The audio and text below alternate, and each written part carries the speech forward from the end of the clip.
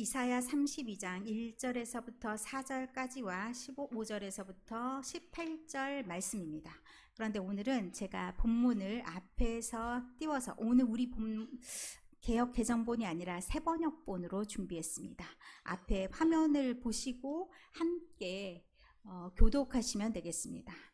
교독하시겠습니다. 장차 한 왕이 나와서 공의로 통치하고 통치자들이 공평으로 다스릴 것이다.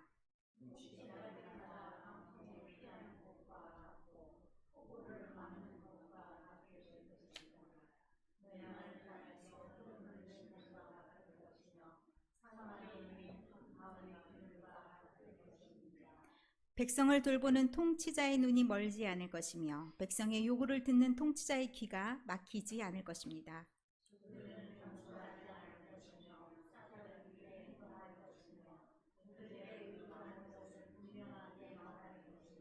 이어서 15절입니다. 그러나 주님께서 저 높은 곳에서부터 다시 우리에게 영을 보내주시면 황무지는 기름진 땅이 되고 광야는 온갖 곡식을 풍성하게 내는 곡창지대가 될 것이다.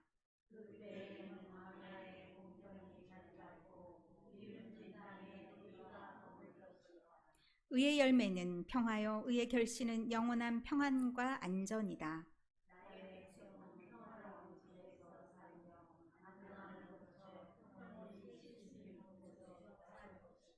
아멘. 오늘의 말씀의 제목은 하나님의 치유와 회복, 부재라고 하면 하나님의 꿈, 우리의 비전이라는 제목으로 여러분에게 말씀을 전하고자 합니다. 요즘에 여러분이 살면서 뉴스를 보면 어떤 내용들이 많이 보도가 됩니까? 여러분의 귀를 딱 때리는 이런 내용들이 없었습니까? 안타까운 내용들도 참 많이 있고 참 불쌍한 사람들도 참 많고 그런 뉴스 중에 저는 오송이 가장 가까워서 비로 인한 오송 사건 저거 막을 수 없었을까? 라는 생각을 참 많이 하게 됐습니다. 너무 안타까워서 혹시 내가 아는 사람 있는 거 아닌가 라는 생각도 들면서 열심히 들여다보기도 했습니다. 또 한편 비교적 가까운 그젠가요? 20대 교사의 죽음 이 부분도 굉장히 안타깝게 생각이 되었습니다. 굉장히 좋은 동네, 좋은 동네 교사는 못하겠네 이런 마음들도 들 수 있는 이른바 학부모 갑질이라고 하는 사태도 일어나면서 이 땅이 어떤 땅이 돼야 될까? 우리가 지금 어떤 땅에서 살고 있나? 여러 가지 마음들이 있습니다. 그에 비해 또 묻지마 살인이라는 살인도 등장하면서 나만 불행한 것 같아. 남들은 다 잘 살고 있는 것 같아. 그러니 뭐예요? 그런 사람들, 웃는 사람도 보기 싫어, 행복해 보이는 사람도 보기 싫어, 뭐가 좋다고 사람들 만나서 히히닥거려? 이 모든 것이 싫어서 그냥 칼질하는 그런 사태도 등장하면서 이런 사회가 여러분은 어떻게 보이십니까? 너무나 안타깝고 어떤 방향으로 나아가야 될지 참 기도가 절로 나오는 그런 세상입니다. 이런 세상 속에서 여러분이 바라는 바가 약간씩은 다 다를 수가 있습니다. 여러분이 꿈꾸는 세상이 어떤 세상인지 각자의 생각에 따라 다 다를 수 있는데 적어도 이런 세상은 아니었으면 좋겠다 이런 면에서는 다 동의를 하실 것 같습니다. 불안해서 못 살겠네. 제가요 비가 오기 시작하니까 불안한 마음이 막 들더라고요. 여러분들도 마찬가지겠지만 집의 거주 형태에 따라서 그 부분은 조금씩은 다를 수 있는데 내 집이 안전하더라도 봐요. 차를 타고 가다가 그런 일이 있는 그런 사람들도 있잖아요. 나의 안전, 나만의 안전을 가지고서 안전하다 말할 수 없는 그런 세상이 되었습니다.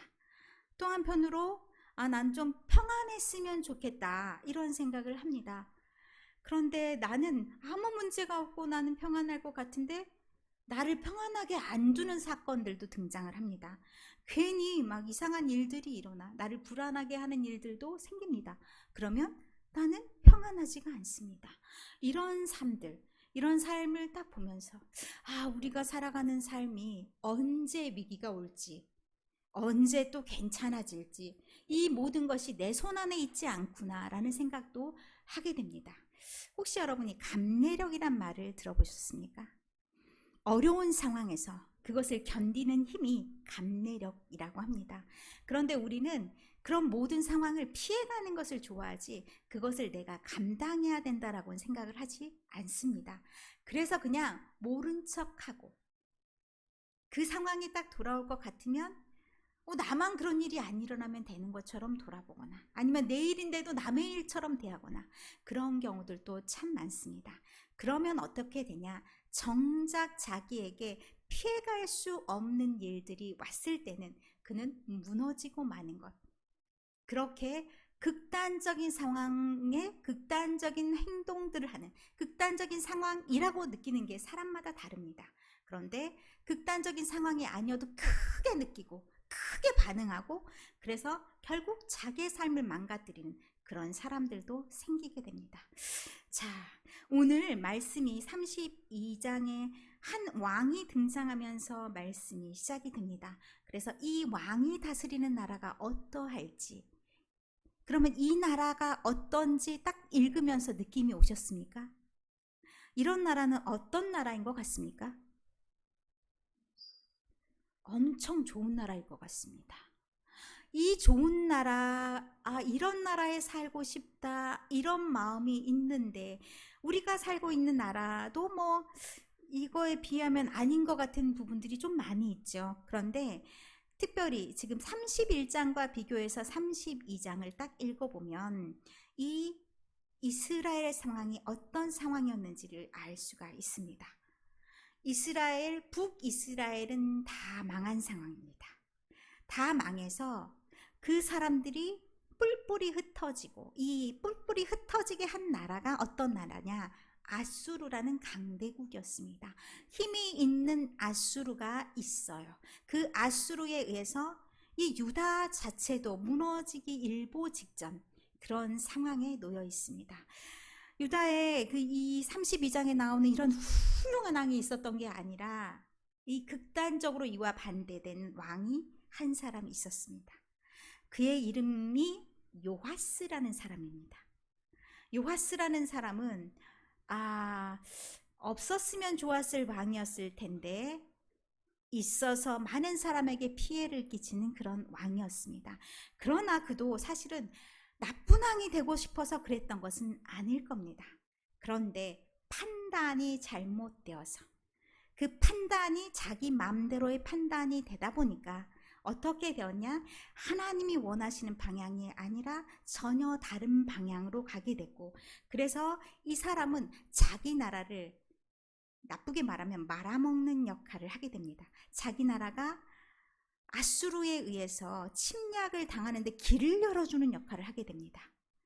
이 상황에서 세계 나라가 그러니까 중동 지방의 주변에 있는 나라들이 어떤 상황이었냐면 아수르라는 나라가 힘이 셌고 또 한편으로 저 아래 애굽이라는 나라, 이집트라는 나라가 힘이 셌고 그래서 이 이스라엘 왕들은 이쪽에 붙으면 더 좋을지 아니면 이쪽에 붙으면 더 좋을지를 늘 가늠해야 되는 그런 상황이었습니다. 판단을 엄청 잘해야 되기 때문에 하나님께서 이 왕들에게 요구하신 게 뭐였냐면 그 사람들에게 의지하지 말라. 그것 애굽도 신이 아니고 아수르도 믿을 만한 것이 아니니 이것에 의지하지 말라라고 말씀을 늘 하셨습니다. 왜 이들에게 의지하면 안 되냐면 이쪽을 의지하면 이쪽에 침을 당하고 이쪽을 의지하면 이쪽에서 치고 들어오는 그런 상황이기 때문에 이거에 대해서 왔다 갔다 하지 말고 오로지 하나님만 의지해라. 너희에게 의존할 분 그리고 바랄 수 있는 분은 단 한 분, 하나님밖에 없다라는 것을 늘 강조하셨습니다. 그럼에도 불구하고 이 왕들은 빠른 계산을 했습니다. 오늘 우리가 읽은 말씀 중에 4절의 말씀이 조급한 자의 마음이라는 표현이 나옵니다. 빨리 뭔가 좋아졌으면 좋겠다. 빨리 뭔가를 해결받으면 좋겠다. 라는 마음 때문에 어떻게 되냐면 내가 할 수 있는 방향, 내가 할 수 있는 방법들, 내가 찾을 수 있는 그 사람을 향해 가기 마련입니다.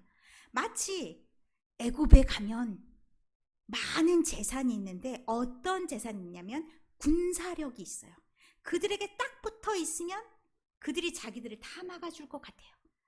또 아수르를 딱 붙으면 어떻게 되냐? 아수르에도 어마어마한 재물도 있고 똑똑한 사람들도 많고 그리고 군사 무기도 많아요. 거기에 딱 붙으면 어떻게 해요? 이들이 이 나라를 구해줄 것만 같아요. 심지어 그들의 신도 굉장히 괜찮아 보여요. 그래서 아하스 왕 때 어떤 일도 있었냐면 아하스 왕이 이 아수르에게 군사를 요청해요. 그런데 힘이 있는 나라가 아니잖아요. 그러면 자기가 마치 신하가 된 듯이 그 나라에 가서 그 큰 왕을 만나러 가는 거죠. 그 나라에 딱 가보니까 어떠냐면 성전, 그러니까 다른 신전, 이방신을 모시고 있는 그 성전이 너무 화려하고 멋있어 보여요. 그래서 이제 그 신하 데리고 가는 신하한테 그림 그려봐. 저 제단 그대로 우리도 따라하자. 저 신이 너무 괜찮아 보인다. 우리도 그렇게 되면 우리 하나님을 믿어. 근데 저 양식 그대로 따라서 하면 더 좋을 것 같지 않아? 그럼 우리 하나님도 더 힘이 세 보일 것 같지 않냐? 이렇게 하면서 그대로 그려와서 거기에서 하나님을 섬겼다라는 얘기를 하고 있습니다. 그들이 하는 방향 그대로. 이것이 하나님의 원하는 방법이 아님에도 불구하고 그렇게 행해왔던 그로 인해서 나중에 어떻게 되냐면 아수르가 자신들을 도와주는 게 아니라 아수르에게 빗장을 다 열어주는 꼴이 됐습니다. 아수르가 어떻게 해요? 쳐들어와요. 그리고 성전에 있는 귀금속, 이 아하스가 가지고 있던 아름다운 보물들 다 가져가요. 결국 어떻게 되냐? 침략을 여러 번 당하는 그런 상황이 됩니다. 그런 상황에서 정말 이스라엘 백성들이 봤을 때 저 왕도 좀 아니고 나라 사정도 이렇게 되고 도저히 어떻게 회복이 불능할 것 같은 그런 상황. 그 상황이 너무 딱한 그런 상황인데 31장에 하나님께서 말씀하시기를 31장 8절에 아수르는 칼에 엎드러질 것이나 사람의 칼로 말미암이 아니겠고 칼에 삼켜질 것이나 사람의 칼로 말미암음이 아닐 것이며 그는 칼 앞에서 도망할 것이요 그의 장정들은 복역하는 자가 될 것이라. 하나님께서 사람의 힘으로 이렇게 하는 것이 아니라 하나님께서 그들을 쳐서 굴복해 주실 것이고 하나님께서 정말 회복시킬 수 있는 왕을 세우실 것이다 라고 얘기합니다. 그러면서 오늘 32장의 말씀이 등장합니다. 보라, 장차 한 왕이 공의로 통치할 것이요. 한 왕이 등장하는데 이전에 하나님의 방법, 하나님의 질서 이런 걸 하나도 모르고 제멋대로 했던 왕들이 아니라 하나님이 한 왕을 세울 것인데 하나님의 법칙, 하나님의 질서대로 하는 왕을 세울 것이다. 그 왕이 누구일지 아마 빠른 시기에는 요시야의 아들 히스기야 왕이 그런 역할을 할 것이고 장차에는 메시아 기름 부음을 받은 그 예수님 시대에 점차 이런 일들이 이루어 나갈 것이다라는 것을 예언적으로 말씀해 주십니다. 장차 한 왕이 통치를 할 것인데 통치라는 것이 막 강압적으로 이렇게 한다라는 것보다는 다스리신다라고 생각하시면 됩니다. 공의로 다스리신다. 공의라는 것과 정의라는 것이 등장하는데 정의는 계속 쭉 이어서 나오는 말로는 의라는 말로 번역이 되어 있고요. 공의는 공평이란 말로도 바꾸어서 나타냅니다.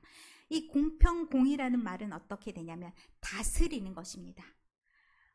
우리가 사사기 하면 사사들이라는 말을 쓰는데 원래 셰페팀이라는 단어가 사사라는 말의 원어입니다. 그러니까 다스리는 자들이 가장 가지고 있어야 될 자세, 이것이 무엇이냐면 솔로몬의 기도에서도 등장하듯이 듣는 귀입니다. 공감, 알아들을 귀, 상황을 파악하는 능력, 이것이 공의입니다. 하나님의 공의라고 하면 하나님의 마음을 받아서 사람들을 다스리는 것, 이 왕이라고 하는 왕이 그런 역할들을 해냅니다. 그게 2절에 등장합니다. 왕과 방백들이 어떻게 다스리는지가 나와 있는데 그 사람은 광풍을 피하는 곳, 폭우를 가리는 곳 같을 것이며 바람이 많이 붑니다.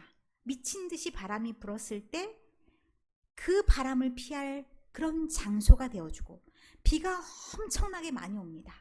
다 쓰러지고 떠내려갈 것 같은데 그때 가리는 곳이 되어준다. 이것은 대단한 능력입니다. 우리가 어려움을 만났을 때 이 어려움을 피해가도록 도와주는 사람이라는 것은 정말 귀한 것입니다. 한 나라에 다스리는 대통령이, 지금 이 나라라는 개념이 지금 우리가 말하는 우리나라랑은 좀 다릅니다. 하나님의 다스림이라는 얘기이기 때문에 좀 다른, 하나님의 다스림이 있는 곳이면 우리 교회도 하나님 나라이고, 여러분의 가정도 하나님의 나라이고, 여러분이 사람들과 관계 맺는 그 모든 것도 다 하나님의 나라가 되는 것입니다. 그 나라에서 하나님의 사람으로서 세움을 받은 여러분 모두가 감당해야 될 몫이 뭐냐? 여러분 자신이 광풍을 피하는 곳이 되어줘야 됩니다. 고난을 당하는 사람들, 어려움을 만난 이웃들, 그들에게 우리가 무엇이 되어줘야 되는지, 어떤 역할을 해야 되는지를 오늘 말씀을 통해 들려줍니다. 아, 우리도 이런 나라에 살고 싶다. 이런 대통령이 있었으면 좋겠다. 이런 관리들이 있었으면 좋겠다. 지도자가 있었으면 좋겠다. 그것도 중요하지요. 그것 더하기, 우리가 그런 사람, 우리가 있는 모든 곳에서 그런 역할을 감당하는 사람이 되어야 된다는 말씀이기도 합니다. 그래서 우리가 하나님이 가르치는 그 말씀에 우리도 똑같이 따라하면서 광풍도 피하게 해주고, 그리고 폭우도 피하게 해주고, 또 마른 땅에 냇물 같을 것이며, 목이 말라서 가라앉은 사람들, 물이 너무너무나 마시고 싶은 사람들에게 한 잔의 물이 되어주는 것, 정말 필요한 그런 역할들을 해주는 것, 곤비한 땅에 큰 바위 그늘 같을 것이며, 너무 더울 때 그늘 하나가 있으면 너무 좋잖아요. 땡볕에 일하지 말라고 요즘에 문자 뜨더라고요. 진짜 여러분, 땡볕에 앉아 있으면 안 됩니다. 그늘에서, 그때는 그늘에 피해야 되는데 그늘이 한 줌이 없으면 어때요? 여름에는 그런 곳에 있기가 참 어렵습니다. 그런 곳이 되어준다는 것, 누구에겐가 내가 그늘 같은 사람이 되어주는 것, 정말 필요한 겁니다. 여러분 지금 잠잠히 한번 생각해 보십시오. 나는 누군가에게 그늘 같은 사람인가? 나는 누군가에게 생수 같은 사람인가?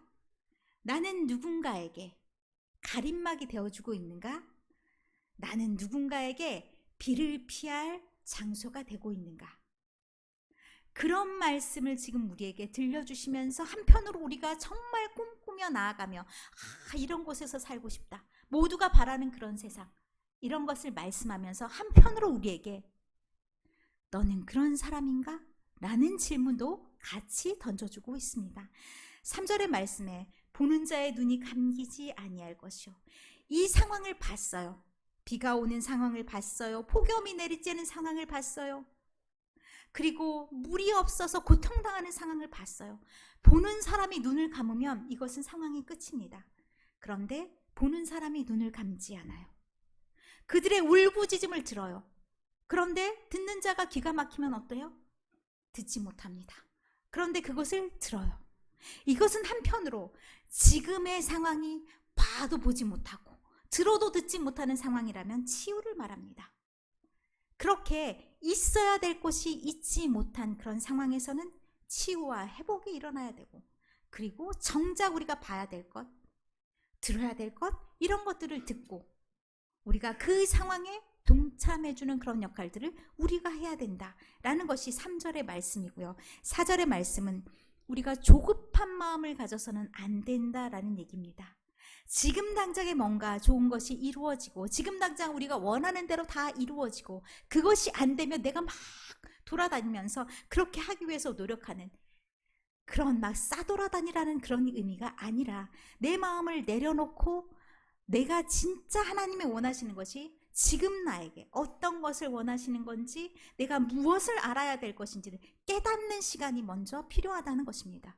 지금의 상황이 어떤 것인지를 먼저 깨달아야 되는데, 지금의 상황에 대한 파악이 전혀 없으면서 내 마음대로 행하게 되면 이것은 더 큰 화를 불러일으킵니다. 그래서 조급한 자의 마음이 중요한가 아니라, 조급한 마음을 가져서는 안 되고 지식을 깨닫고 하나님이 지금 우리에게 알려주시는 말씀이 무엇인지를 생각하고, 그 다음에 우리가 말을 해야 될 것이 있다면 정확하게 말을 전달하는 것도 필요하다. 이것도 마찬가지 그런 상황이 되지 않는 세상이라면 치유와 회복에 대한 말씀이기도 합니다.